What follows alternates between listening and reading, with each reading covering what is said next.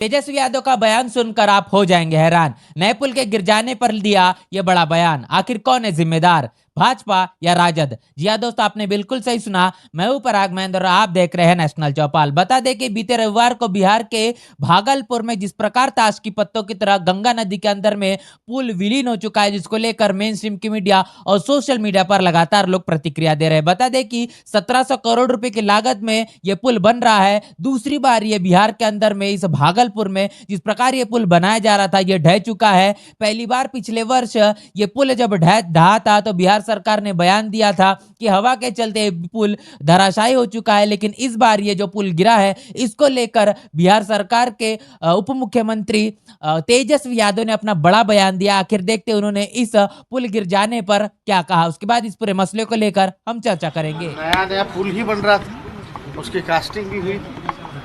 अब पता नहीं पुल को क्या हो गया, किसकी नजर लग गई है बिहार में।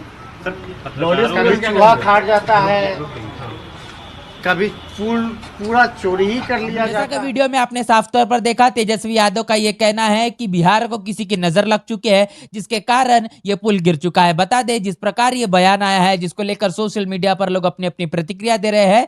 वरिष्ठ पत्रकार अनुपम मिश्रा के माध्यम से एक बड़ा बयान आया है। उन्होंने अपने ट्विटर हैंडल से एक ट्वीट किया और उन्होंने लिखा है कि जिस प्रकार नीतीश कुमार के माध्यम से ये जो सरकार चल रही है और यहाँ पर तेजस्वी यादव ने जो बड़ा बयान दिया है कि पुल जिस प्रकार गिरा है, पिछले वर्ष कहा गया कि बिहार के अंदर में जो ये पुल बन रहा है, हवा आने के कारण ये पुल गिर चुका है। इस बार तेजस्वी यादव के माध्यम से कहा गया है कि बिहार के अंदर में किसी की नजर लग चुकी है, इसलिए ये पुल गिरा है। आगे चलकर ये कहेंगे कि पुल का मन हुआ इसलिए वो गिर चुका है, हद है। ये तमाम तरीके से बयान जो आ रहा है, इससे समझ में आ रहा है कि किस प्रकार बिहार की सरकार अपने तमाम नीति नियम और अपने माध्यम से किए गए इस काम को नजरअंदाज कर रही है और असल मुद्दों से भटकाना चाहती है। खासतौर पर अपने विकास कार्य का पर्दाफाश होने के बाद में इस तरीके के बेतुके बयान दे रहे हैं। अनुपम मिश्रा के माध्यम से जो बड़े बयान दिए गए हैं, जो इसी के साथ साथ उनका जो ट्वीट है, लगातार वो ट्वीट कर रहे इस मसले को लेकर। हाल ही में उनका एक ट्वीट आया, उन्होंने कहा है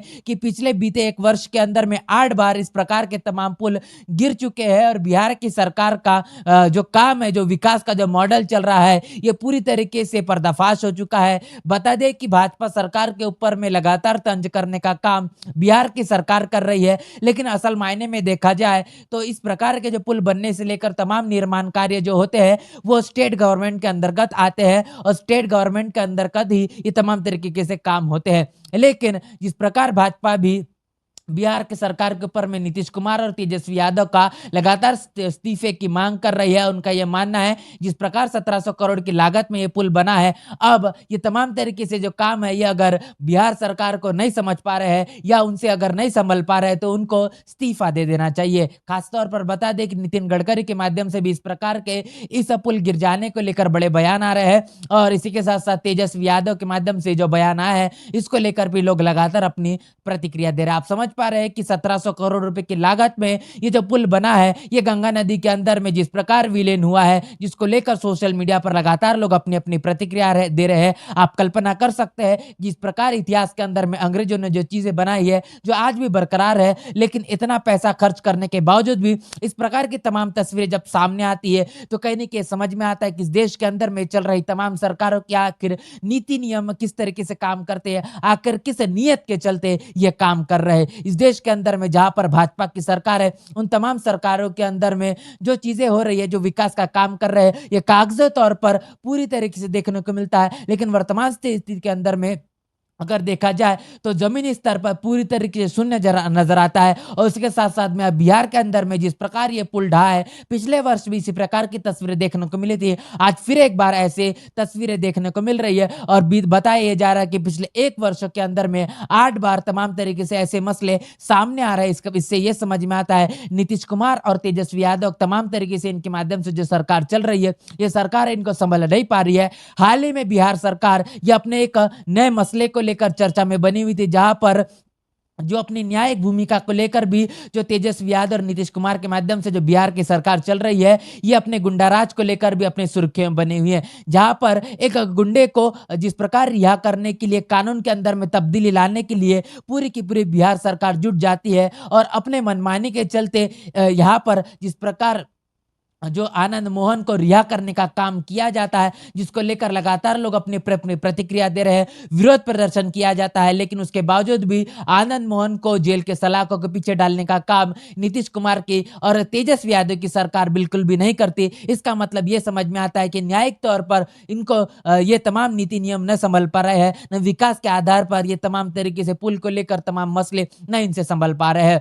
और इसी तौर पर भारतीय जनता पार्टी जिस प्रकार बिहार के सरकारों के ऊपर में तंज करने का काम कर रही है, उसी प्रकार जहां पर भी भारतीय जनता पार्टी की सरकार है, वहां पर भी इस प्रकार के तमाम विकास के मॉडल पूरी तरीके से शून्य नजर आते हैं। और उसी के साथ साथ न्यायिक तौर पर होने वाले मामले ये भी तमाम तरीके से शून्य नजर आते। मतलब ये समझ में आता है कि चाहे वो नीतीश कुमार और तेजस्वी यादव के माध्यम चला रही बिहार की सरकार हो, या भारतीय जनता पार्टी के माध्यम से चल रही तमाम प्रदेशों के अंदर में, या फिर केंद्र के अंदर में चलने वाली सरकार हुई, ये पूरी तरीके से हाथी के दांत दिखाने के कुछ और खाने के कुछ और ये बार बार साबित हो रहे हैं। इन दोनों पार्टियों के जो नीति नियम है ये समान कहीं न कहीं नजर आते हैं। इनके अंदर में किसी भी प्रकार का कोई तब्दीली नजर नहीं आती। ये सिर्फ और जनता के वोटों को बटोरने का काम करते हैं। चुनाव आते आते तमाम तरीके से बड़े बड़े वादे करते हैं, लेकिन असल समय में जब ये सत्ता में आ जाते हैं, न ये फिर दलित पिछड़ा आदिवासियों के हितों में काम करते हैं, न इस देश के अंदर में चलने वाले तमाम जनता के हितों में किसी भी प्रकार का काम करते हुए नजर आते हैं। तेजस्वी यादव के माध्यम से जो बड़ा बयान दिया गया है, इसको लेकर आप क्या कहेंगे? इनका मानना है कि बिहार को किसी की नजर लग चुकी है, इसलिए पुल गिरा है। इनके इस बयान को लेकर क्या आप सोच रख रहे हैं? आपकी राय कमेंट बॉक्स में लिखकर जरूर बताएं। और इसके साथ साथ भारतीय जनता पार्टी के माध्यम से जिस प्रकार नीतीश कुमार और तेजस्वी यादव का इस्तीफा मांगा जा रहा है, इसको लेकर आप क्या सोचते हैं? उसे भी लिखकर जरूर बताएं। और आखिर भारतीय जनता पार्टी हो या फिर बिहार के अंदर में चल रही नीतीश कुमार और तेजस्वी यादव की सरकार हो, ये तमाम सरकारें क्या इस देश के अंदर में दलित आदिवासी पिछड़ों के साथ में न्याय कर सकते हैं या फिर नहीं? इसको लेकर आप क्या सोचते हैं? उसे भी लिखकर हमें जरूर बताएं। बने रहे नेशनल चौपाल के साथ, मिलते नए वीडियो में, तब तक के लिए जय भीम, जय भारत। बहुजन विचारधारा को घर घर तक पहुंचाने के लिए हमारे YouTube चैनल को सब्सक्राइब करें, लाइक करें, कमेंट करें, शेयर करें और बेल आइकन की घंटी दबाना ना भूलें।